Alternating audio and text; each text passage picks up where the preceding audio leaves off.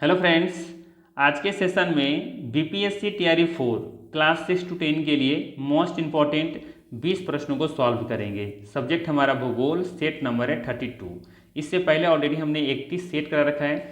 इन सभी वीडियो का link description में दिया हुआ है या फिर आप प्लेलिस्ट में जाके देख सकते हैं। अगर इन सभी का free of cost PDF file चाहिए तो हमारा टेलीग्राम चैनल ज्वाइन कर सकते हैं। टेलीग्राम चैनल का लिंक डिस्क्रिप्शन में दिया हुआ है। ठीक है, टेलीग्राम चैनल पर सेट नंबर 1 से लेकर के सेट नंबर 20 तक का PDF फाइल अपलोड कर दिया गया है। आप चाहें तो जाकर के फ्री ऑफ कॉस्ट डाउनलोड कर सकते हैं। ठीक है, तो चलिए शुरू करते हैं और देखते हैं आज का ज़बरदस्त सेशन। पहला सवाल है आपके लिए, बिहार का औसत वर्षा कितना है? विकल्प में है 1205 मिलीमीटर, 1050 मिलीमीटर, 120.5 सेंटीमीटर। उपर्युक्त में से अधिक होगा या फिर उपर्युक्त में से कोई नहीं। सोचिए, समझिए और देखिए सही उत्तर क्या होगा, फिर हम डिस्कस करते हैं। सही उत्तर है डी विकल्प, उपर्युक्त में से एक से अधिक। विकल्पों को ध्यान से देखिए, 1205 मिलीमीटर होगा और अगर सेंटीमीटर में पूछा जाए तो 120.5 सेंटीमीटर होगा। ठीक है, तो ए और सी दोनों सही है, अर्थात डी विकल्प सही होगा, उपर्युक्त में से एक से अधिक। ठीक है, तो ऐसे ही सवालों के लिए तैयार रहिएगा एग्जाम में। ठीक है, इसके अलावा ध्यान में रखिएगा कुछ एक्स्ट्रा पॉइंट, जैसे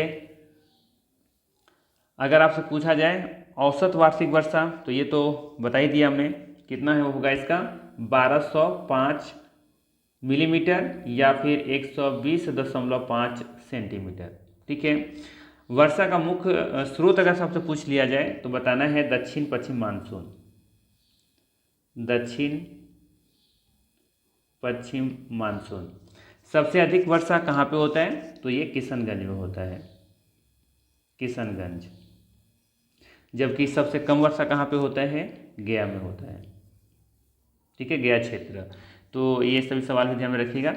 चलिए अगला सवाल देखिए। अगला सवाल है, बिहार का सर्वाधिक गर्म जिला कौन सा है? बताना है बिहार का सर्वाधिक गर्म जिला कौन सा है? गया, किशनगंज, अरवल, एक से अधिक या फिर उपर्युक्त में से कोई नहीं। आसान सा सवाल है, सही उत्तर होगा इसका गया। ठीक है, बिहार का सर्वाधिक गर्म जिला कौन सा है? गया है, बिल्कुल सही उत्तर होगा, ध्यान रखिएगा। चलिए अगला सवाल देखिए। अगला सवाल है, बिहार का क्षेत्रफल कितना है? बिहार का क्षेत्रफल बताना है कितना है? 94,163 वर्ग किलोमीटर, 94,100 वर्ग किलोमीटर या फिर 84,163 वर्ग किलोमीटर, एक से अधिक होगा या फिर उपर्युक्त में से कोई नहीं। सही उत्तर है ए विकल्प, 94,163 वर्ग किलोमीटर। बिहार का क्षेत्रफल कितना है? 94,163 वर्ग किलोमीटर। अगर भारत के कुल क्षेत्रफल का बात करें कितना हिस्सा है ये, तो ये है 2.86%। कितना है? 2.86%, याद रहेगा। ठीक है, और क्षेत्रफल की दृष्टि से देखा जाए तो बिहार जो है ना, भारत का 13वां सबसे बड़ा राज्य है।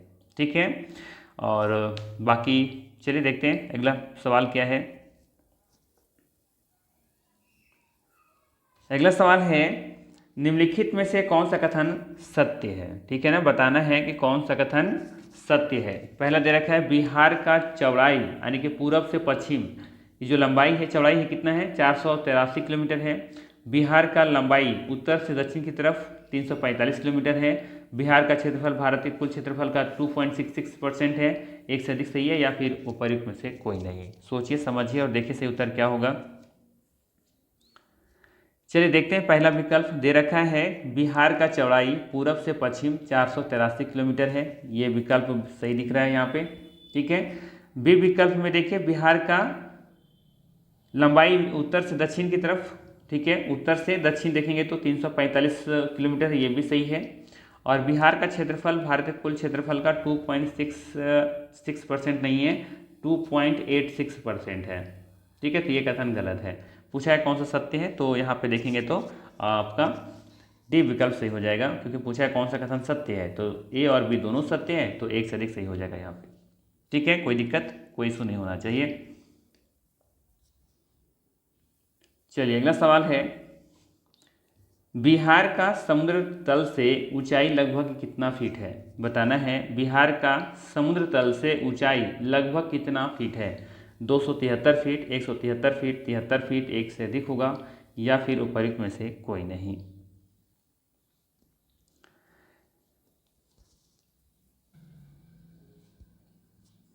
सही उत्तर है 173 फीट। विकल्प नंबर देखेंगे ना तो बी सही हो जाएगा। ठीक है, 173 फीट, या फिर मीटर में पूछा जाए ना तो 53 मीटर बताइएगा। ठीक है, चलिए आगे देखते हैं। अगला सवाल है, निम्नलिखित में से कौन सी फसल रोपण कृषि से संबंधित नहीं है? बताना है, निम्नलिखित में से कौन सी फसल रोपण कृषि से संबंधित नहीं है? चाय, बाजरा, केला, एक से अधिक, या फिर उपयुक्त में से कोई नहीं।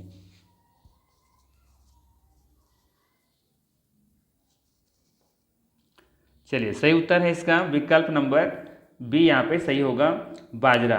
बाजरा देखेंगे ना तो ये रोपण कृषि से संबंधित नहीं है। विकल्प नंबर बी यहाँ पे सही होगा, ध्यान रखिएगा। ठीक है, रोपण कृषि वह कृषि है जिसमें एक ही प्रकार की नगदी फसल बड़े खेतों में उगाई जाती है। इसमें अधिक पूंजी, श्रम और आधुनिक तकनीकों का प्रयोग किया जाता है। ठीक है, रोपण कृषि के प्रमुख फसलों के बारे में बात करें तो याद रखिएगा, चाय, ठीक है, कॉफ़ी, चाय, कॉफ़ी, रबर, आपका नारियल ले सकते हैं। ठीक है, इसके अलावा केला, ठीक है ना, केला, ठीक है, और गन्ना भी आप ले सकते हैं। ठीक है, तो यहाँ पे जितना हमने नाम बताया, चाय, कॉफ़ी, रबर, नारियल, केला, गन्ना, ये सभी रोपण कृषि से संबंधित फसलें हैं। ठीक है, ध्यान रखिएगा ना, इसका जो खेती किया जाता है बड़े पैमाने पर की जाती है और सिर्फ एक ही फसल लगाया जाता है। बड़े क्षेत्र में, बड़े एरिया में सिर्फ कोई इनमें से किसी एक ही फसल को लगाया जाता है। जैसे कि अगर ये गन्ना लगा हुआ है तो पूरा दूर दूर तक आपको सिर्फ गन्ना ही नजर आएगा, केला लगा हुआ है तो सिर्फ केला ही नजर आएगा। ठीक है, तो बड़े पैमाने पर किया जाता है, यहाँ पे अधिक श्रम पूंजी वगैरह की जरूरत पड़ती है इसमें, रोपण कृषि में। और ध्यान रखिएगा, ये वाणिज्यिक कृषि का एक प्रकार भी है रोपण कृषि। ठीक है, चलिए आगे देखते हैं। अगला सवाल है, गोदावरी बेसिन का सबसे बड़ा जलग्रहण क्षेत्र निम्नलिखित में से किस राज्य में है? मध्य प्रदेश, महाराष्ट्र, तेलंगाना, एक से अधिक, या फिर उपयुक्त में से कोई नहीं। ध्यान से देखिए सवाल क्या पूछ रहा है। गोदावरी बेसिन का सबसे बड़ा जलग्रहण क्षेत्र निम्नलिखित में से किस राज्य में है? मध्य प्रदेश, महाराष्ट्र, तेलंगाना, एक से अधिक, या फिर उपयुक्त में से कोई नहीं। सही उत्तर है इसका महाराष्ट्र। विकल्प नंबर बी सही है। गोदावरी वैसे निकलता कहाँ से है? महाराष्ट्र से ही निकलता है ना, त्र्यंबकेश्वर से, याद होगा। और ये गोदावरी नदी जो है ना, ये भारत की दूसरी सबसे लंबी नदी है गंगा के बाद। ठीक है ना, तो अगर आपसे पूछा जाए कि इसका जलग्रहण क्षेत्र का सबसे बड़ा भाग कहाँ देखने को मिलता है तो महाराष्ट्र में देखने को मिलता है। ठीक है, इसके अलावा ध्यान में रखिएगा कि इसका बेसिन क्षेत्र जो है ना, महाराष्ट्र, तेलंगाना, आंध्र प्रदेश और छत्तीसगढ़, उड़ीसा, मध्य प्रदेश, ये सभी शामिल है इसका। ठीक है, ध्यान रखिएगा। तो अगर आपसे पूछा जाए गोदावरी का उद्गम स्थल कहाँ पे है तो त्र्यंबकेश्वर, जो कि नासिक में पड़ता है, महाराष्ट्र के नासिक में है त्र्यंबकेश्वर, यहीं से इनका उद्गम होता है। ठीक है, और इसका सबसे बड़ा जलग्रहण क्षेत्र महाराष्ट्र में देखने को मिलता है। और मुहाना अगर बात करें इसका तो बंगाल की खाड़ी है। ठीक है, और इसको दक्षिण गंगा के नाम से भी जानते हैं। ठीक है, चलिए आगे देखते हैं। अगला सवाल है, महेंद्रगिरी खालिस्तान की ऊंची चोटी है। मतलब बताना है कि महेंद्रगिरी जो है ना किसकी ऊंची चोटी है? पश्चिम घाट की, शिवालिक श्रेणी का, सतपुड़ा पर्वत श्रृंखला का, एक से अधिक होगा, या फिर उपयुक्त में से कोई नहीं। सही उत्तर हो जाएगा यहाँ पे उपयुक्त में से कोई नहीं। महेंद्रगिरी जो है ना, ये आप देखेंगे तो ये आपका हो जाएगा, क्या नाम है इसे, पूर्वी घाट। ये पूर्वी घाट की ये प्रमुख या कह लीजिए या फिर ऊंची चोटी में से एक है ये महेंद्रगिरी। इसकी ऊंचाई लगभग 1501 मीटर है। ठीक है, और ये उड़ीसा के गजपति जिले में स्थित है। ठीक है, महेंद्रगिरी। ठीक है ना, चलिए बाकी पश्चिम घाट की ऊंची चोटी के बारे में बात करें तो नीलगिरी है। ठीक है, और शिवालिक तो ये हिमालय की सबसे बाहरी श्रेणी है, ये आप याद रख सकते हैं। अगला सवाल है आपके लिए, दक्कन का पठार एक त्रिकोणीय आकार का पठार है और उत्तर में पर्वत श्रेणी से घिरा हुआ है। किससे घिरा हुआ ये? सतपुड़ा से, विंध्य से, पश्चिमी घाट से, एक से अधिक होगा, या फिर उपयुक्त में से कोई नहीं। सवाल को अच्छे से समझिए। सवाल है, दक्कन का पठार एक त्रिकोणीय आकार का पठार है और उत्तर में पर्वत श्रेणी से घिरा हुआ है। उत्तर में, यहाँ पर खालिस्तान होना चाहिए था, उत्तर में पर्वत श्रेणी से घिरा हुआ है। किस पर्वत श्रेणी से घिरा हुआ ये आपको बताना है। सतपुड़ा, विंध्य या पश्चिमी घाट या फिर सदिक होगा या फिर उपर्युक्त में से कोई नहीं। याद रखिएगा, दक्कन का पठार जो है ना, ये भारत का सबसे बड़ा प्रायद्वीपीय पठार है। इसका आकार कैसा है? त्रिकोण जैसा है, ट्रायंगुलर है। ठीक है, उत्तर में ये सतपुड़ा पर्वत श्रेणी से घिरा हुआ है। ठीक है, तो विकल्प नंबर आप देखेंगे यहाँ पे, तो ए यहाँ पे सही हो जाएगा। ठीक है, पश्चिम में पश्चिमी घाट तथा पूरब में पूर्वी घाट स्थित है इसका। ठीक है ना, याद रखिएगा, दक्कन के पठार के बारे में बात करें तो पश्चिम में पश्चिमी घाट है और पूरब में पूर्वी घाट है। ठीक है, जबकि उत्तर में इसका सतपुड़ा है। ठीक है, चलिए अगला सवाल है LAC। ठीक है, जिसका हिंदी रूपांतरण है वास्तविक नियंत्रण रेखा। ठीक है, line of actual control, English में क्या बोलेंगे? लाइन ऑफ एक्चुअल कंट्रोल, वास्तविक नियंत्रण रेखा भारत और के बीच प्रभावी सीमा है। अफगानिस्तान, चीन, म्यांमार या फिर एक से अधिक होगा या फिर उपर्युक्त में से कोई नहीं। आसान सा सवाल है, बताइए सही उत्तर क्या होगा? इसका सही उत्तर होगा चीन। विकल्प नंबर बी यहाँ पे सही होगा। ठीक है ना, LAC जो है ना, ये भारत और चीन के बीच में प्रभावी सीमा है। ठीक है, ध्यान रखिएगा, इसका फुल फॉर्म भी पूछ लिया जाता है कभी कभी। लाइन ऑफ एक्चुअल कंट्रोल होगा इसका सही उत्तर। ठीक है, और इसकी लंबाई अब देखेंगे ना तो 3488 किलोमीटर है। ये भारत के अनुसार है। ये LAC का जो लेंथ अगर आपसे पूछ लिया जाए कि इसकी लंबाई कितनी है, तो 3488 किलोमीटर है। ठीक है, चलिए अगर ये भी पूछ लिया जाए कि इन LAC किन किन राज्यों से होकर गुजरता है, तो लद्दाख, हिमाचल प्रदेश, उत्तराखंड और अरुणाचल प्रदेश। लद्दाख, हिमाचल प्रदेश, उत्तराखंड और अरुणाचल प्रदेश। ठीक है, LOC line of control, line of control आप देखेंगे LOC जो है ये भारत और पाकिस्तान के बीच में स्थित है LOC। ठीक है, चलिए आगे देखें, ये हो गया 10 तक 11। सवाल है निम्नलिखित प्रदेशों में से किसमें जनसंख्या घनत्व द्वितीय सर्वाधिक है? बताना है निम्नलिखित प्रदेशों में से किसमें जनसंख्या घनत्व द्वितीय सर्वाधिक है। दूसरे नंबर पर, पहले नंबर पर तो सबको पता है कि बिहार है, दूसरे नंबर पर कौन सा ये आपको बताना है। विकल्प में है, अच्छा ये तो सॉरी क्षमा कीजिएगा, यहाँ पे बात हो रहा है देशों के बारे में। ठीक है ना, देशों के बारे में बात हो रहा है, यहाँ पे राज्यों की बात नहीं हो रही है। ठीक है, निम्नलिखित प्रदेशों में से किसमें जनसंख्या घनत्व द्वितीय सर्वाधिक है? उत्तरी अमेरिका, अफ्रीका, यूरोप, एक से अधिक होगा या फिर उपर्युक्त में से कोई नहीं। हाँ, एशिया में सर्वाधिक है, ये सबको पता है कि एशिया में जनसंख्या घनत्व सर्वाधिक है। दूसरा बताना कि कहाँ पे देखने को मिलता है।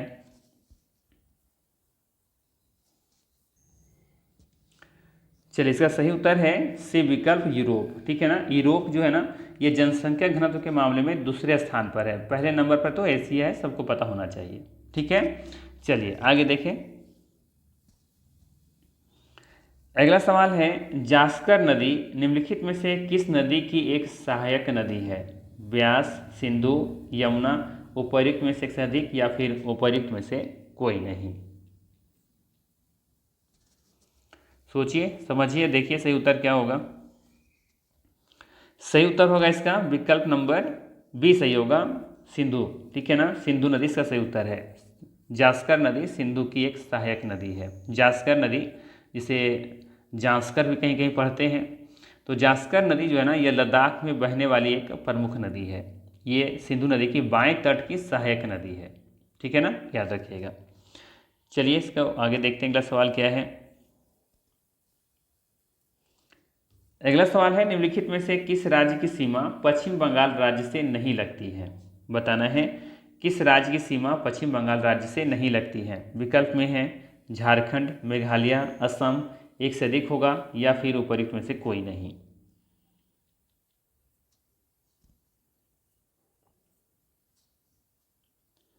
सही उत्तर है इसका मेघालय। ठीक है, मेघालय राज्य से देखेंगे तो पश्चिम बंगाल की सीमा नहीं लगती है। ठीक है ना, तो विकल्प नंबर आपको देखेंगे तो यहाँ पे सही क्या हो जाएगा? बी विकल्प सही हो जाएगा। पश्चिम बंगाल की सीमा किन किन राज्यों से लगती है? तो याद होना चाहिए, एक तो झारखंड से लगता है, दूसरा बिहार से भी लगता है, उड़ीसा से लगता है, सिक्किम से लगता है और असम से लगता है। इन 5 राज्यों की सीमा पश्चिम बंगाल के साथ लगता है। ठीक है, याद रहेगा। चलिए आगे देखें, और देशों के बारे में बात करें तो इसकी सीमा बांग्लादेश से तो लगता है, क्योंकि बांग्लादेश से तो अलग हुआ है ये। ठीक है, तो चलिए लेते हैं अगला सवाल। अगला सवाल है, डाफला की पहाड़ियाँ मुख्य रूप से किस राज्य में व्याप्त है? डाफला की पहाड़ियाँ मुख्य रूप से किस राज्य में व्याप्त है अर्थात देखने को मिलता है? उड़ीसा, झारखंड, अरुणाचल प्रदेश, एक से अधिक होगा या फिर उपयुक्त में से कोई नहीं। आसान सा सवाल है। आज के सेशन में सभी आसान से सवाल लिए गए हैं। अगर आज 20 से 20 नहीं करते हैं तो थोड़ा सा तैयारी में आप थोड़ा सा एफर्ट लगाइए फिर, ठीक है। सही उत्तर है इसका अरुणाचल प्रदेश, विकल्प नंबर सी सही है यहाँ पे, ठीक है। डाफला पहाड़ियाँ पूर्वोत्तर भारत में अरुणाचल प्रदेश में स्थित है। ये हिमालय पर्वत की दक्षिणी पर्वत श्रेणियों का हिस्सा है। इन पहाड़ियों का नाम डाफला वर्तमान में से नेसी भी से के नाम से जानते हैं, ठीक है, नेसी, ठीक है। चलिए, बाकी डाफला पहाड़ियाँ अरुणाचल प्रदेश में है, याद रखिएगा। गारो पहाड़ी, गारो क्या ये याद रखें ना, इसे गारो खासी जयंतिया ये सभी मेघालय में है। और मिसमी पहाड़ियाँ भी अरुणाचल प्रदेश में है। तो डाफला, मिसमी ये सभी अरुणाचल प्रदेश में है, जबकि गारो खासी जयंतिया ये मेघालय राज्य में है, ठीक है। चलिए, और नागा की पहाड़ियाँ नागालैंड में है, ठीक है। तो ये तो नाम से पता चल रहा है कि कहाँ पे होगा। अगला सवाल देखिए, सवाल है, निम्नलिखित में से कौन सा कथन असत्य है? ध्यान दीजिएगा, असत्य पूछा है। जब भी असत्य दे तो ध्यान रखिएगा, क्वेश्चन को अच्छे से पढ़ना है, आंसर को जल्दबाजी में नहीं देना है, बार बार मैं कहता हूँ, ठीक है। असत्य अगर कह दिया तो देखिए, पहले दे रखा है रोपण कृषि वाणिज्यिक कृषि का एक प्रकार है। अभी तक का लेक्चर ध्यान से सुने होंगे तो इसका आंसर मिल गया होगा। प्रारंभिक जीविका कृषि में आधुनिक मशीनों का व्यापक प्रयोग होता है। गहन कृषि में प्रति इकाई भूमि अधिक श्रम लगाया जाता है। ये प्रयुक्त में से अधिक कथन सही है या फिर उपयुक्त में से कोई नहीं? चलिए बात करते हैं पहला विकल्प के बारे में। दे रखा है कि रोपण कृषि वाणिज्यिक कृषि का एक प्रकार है, बिल्कुल सही है, ठीक है। रोपण कृषि वाणिज्यिक कृषि का ही एक प्रकार है। रोपण कृषि में चाय, कॉफ़ी, रबर, नारियल जैसी नकदी फसलें बड़े पैमाने पर उगाई जाती हैं। इसका उद्देश्य बाजार में बिक्री करना होता है, इसीलिए यह वाणिज्यिक कृषि का प्रकार है, ठीक है। विकल्प नंबर बी गलत है। ध्यान से देखिए, दिया है प्रारंभिक जीविका कृषि में आधुनिक मशीनों का प्रयोग किया जाता है, बिल्कुल गलत है ना। प्रारंभिक जीविका कृषि में आधुनिक मशीनों का प्रयोग नहीं किया जाता है, बिल्कुल, बल्कि यहाँ पे प्राचीन मशीनों प्राचीन औजारों का इस्तेमाल किया जाता है, ठीक है। प्रारंभिक जीविका कृषि में पारंपरिक औजार जैसे कि कुदाल हो गया, फावड़ा हो गया, लकड़ी का हल हो गया, इन सब चीज़ों का हम प्रयोग करते हैं, आधुनिक मशीन का प्रयोग नहीं करते, ठीक है। तो ये विकल्प गलत होगा।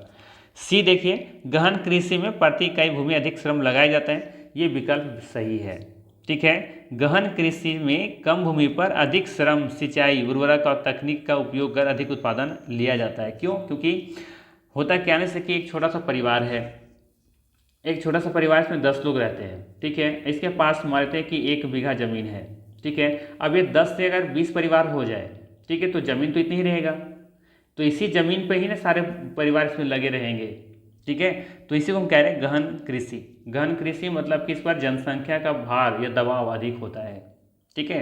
तो जाहिर सी बात है, इतना एरिया में पहले 10 लोग क्या कर रहे थे, खेतीबाड़ी करके अपना जीवन यापन चला रहे थे। अब 10 से इन लोग 20 हो गया है, तो 20 हो गया तो इन लोग इसी में ना खेतीबाड़ी करके ज़्यादा से ज़्यादा उत्पादन करके अपना भरण पोषण करना चाहेंगे, ठीक है। तो गहन कृषि में प्रति इकाई भूमि अधिक श्रम लगाया जाता है, ये बिल्कुल सही है। पूछा कौन सा सत्य है, तो विकल्प नंबर यहाँ पे बी सही हो जाएगा, राइट। चलिए आगे देखते हैं अगला सवाल।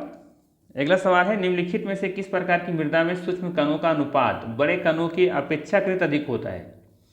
सूक्ष्म कणों का अनुपात बड़े कणों की अपेक्षाकृत अधिक होता है, ठीक है। सूक्ष्म कण, सिंपल सा सवाल समझिए, पूछ रहा है आपसे कि सूक्ष्म कण अधिक होता है, ठीक है, महीन कण ज़्यादा होते हैं बड़े कणों की तुलना में। बड़े कण मतलब कि ना के बराबर उसमें देखने को मिलता है, सूक्ष्म कण ज़्यादा देखने को मिलता है। ऐसा कौन सा मिट्टी है? चिकनी मृदा, रेतीली मृदा, काली मृदा, एक से अधिक, या फिर उपयुक्त में से कोई नहीं? देखिए क्या होगा इसका सही उत्तर।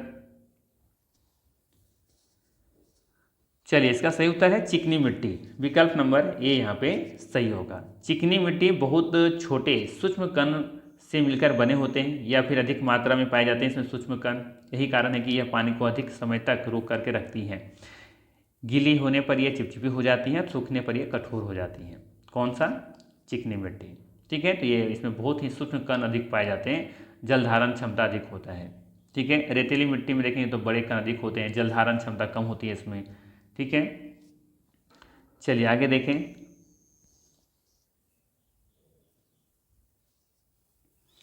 चलिए अगला सवाल है,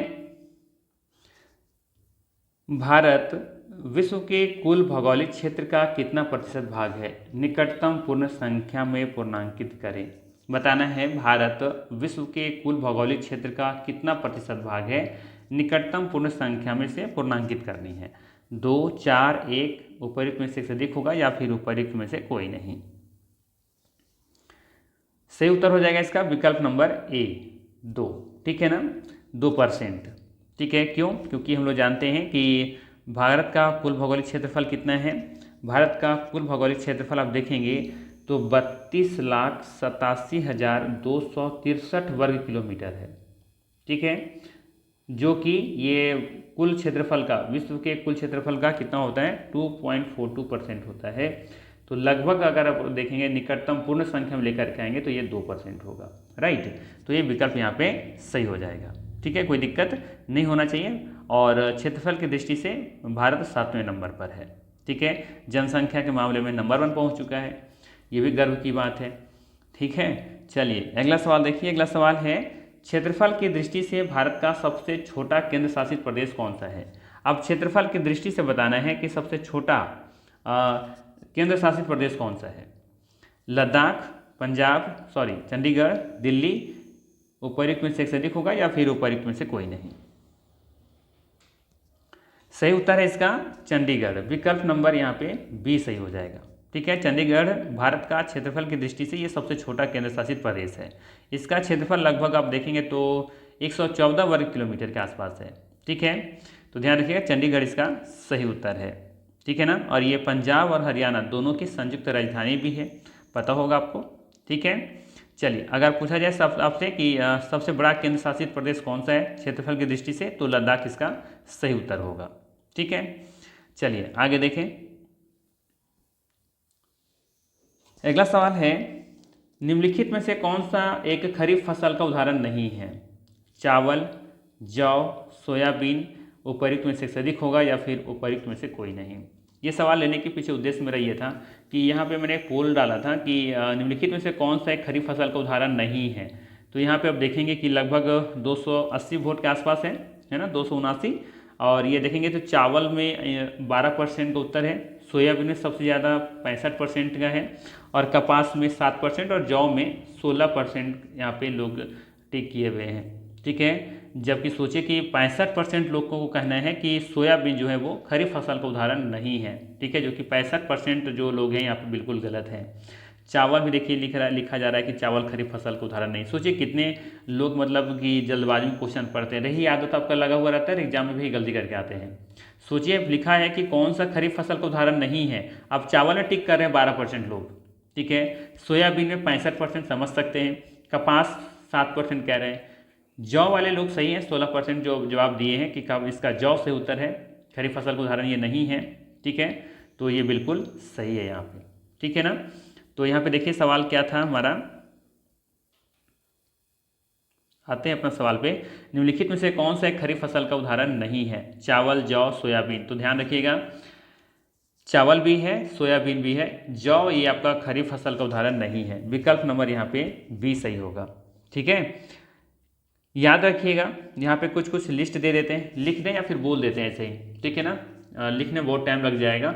आप याद रखिएगा खरीफ फसल के उदाहरण में जो कंफ्यूज करेंगे आप, जैसे कि चावल तो सबको पता है कि ये खरीफ फसल है, मक्का, ज्वार, बाजरा, अरहर जिसे कि तुर भी कहते हैं, मूंग, उड़द, कपास, जूट, मूंगफली, सोयाबीन, ये सभी खरीफ फसल के उदाहरण हैं। फिर से सुनिएगा, मक्का, ज्वार, बाजरा, अरहर, मूंग, उड़द, कपास, जूट, मूंगफली और सोयाबीन, ये सभी खरीफ फसल के उदाहरण हैं। ठीक है, फिर से सुन लीजिए एक बार, दिमाग में बैठा लीजिए, मक्का, ज्वार, बाजरा, तूर जिसे अरहर कहते हैं, मूंग, उड़द, कपास, जूट, मूंगफली और सोयाबीन, ये सभी खरीफ फसल के उदाहरण हैं। ठीक है, तो यहाँ पे विकल्प बी सही होगा, जौ सही होगा यहाँ पे सही उत्तर। ठीक है, चलिए अगला सवाल देखिए। अगला सवाल है, निम्नलिखित में से कौन सी प्रमुख नदी एक पूरब की ओर बहने वाली नदी नहीं है? ध्यान दीजिएगा, पूछा है नहीं है। ठीक है, यही सब सवाल आपको एग्जाम में कंफ्यूज करता है, जो नहीं दे करके देता है। जैसे यहाँ पे देखिए दिया हुआ था ना कि कौन सा खरीफ फसल का उदाहरण नहीं है ना। तो यहाँ भी वही सवाल है कि कौन सी प्रमुख नदी ऐसी है जो कि पूरब की ओर बहने वाली नदी नहीं है। तो आप देखेंगे कृष्णा दे रखा है, नर्मदा है, गोदावरी है, एक से अधिक होगा या फिर उपर्युक्त में से कोई नहीं। ठीक है, तो कौन सा पूछा है, कौन सी प्रमुख नदी है जो पूरब की ओर बहने वाली नदी नहीं है। पूरब मतलब इस डायरेक्शन में बहने वाली नदी नहीं है। ठीक है, तो देखेंगे कृष्णा और गोदावरी ये दोनों इसी दिशा में बहती हैं। ठीक है, पश्चिम से पूरब की तरफ, वहाँ ना इन लोगों का बंगाल की खाड़ी है। जबकि नर्मदा नदी आप देखेंगे ना तो ये पूरब की तरफ बहने वाली नदी नहीं है, ये पश्चिम की तरफ बहने वाली नदी है, पूरब से पश्चिम की तरफ बहती है और ये अरब सागर में जाकर गिरती है। ठीक है, तो विकल्प नंबर यहाँ पे देखेंगे तो बी सही होगा। ठीक है, भारत की वैसे अधिकांश नदियाँ, बड़ी नदियाँ जो है ना ये पूरब की ओर ही बहती हैं और बंगाल की खाड़ी में गिरती हैं। ठीक है, नर्मदा पश्चिम की ओर बहती है, इसका उद्गम के बारे में बात करें तो अमरकंटक है इसका, और ये अरब सागर में गिरती है। ठीक है, कृष्णा नदी के बारे में बात करें तो ये पूरब की ओर बहती है और बंगाल की खाड़ी में गिरती है। ठीक है, और गोदावरी भी पूरब की ओर बहती है और बंगाल की खाड़ी में गिरती है। ठीक है, तो ये सब चीज़ें याद रखिए। और कुछ कुछ नदियां हैं जैसे कि याद रखिएगा, पश्चिम की ओर बहने वाली प्रमुख नदियों में से नर्मदा और ताप्ती या तापी, इन दोनों का नाम याद रखिए। और पूरब की ओर बहने वाली प्रमुख नदियों में याद रखिए गंगा, ब्रह्मपुत्र, गोदावरी, कृष्णा, कावेरी, महानदी।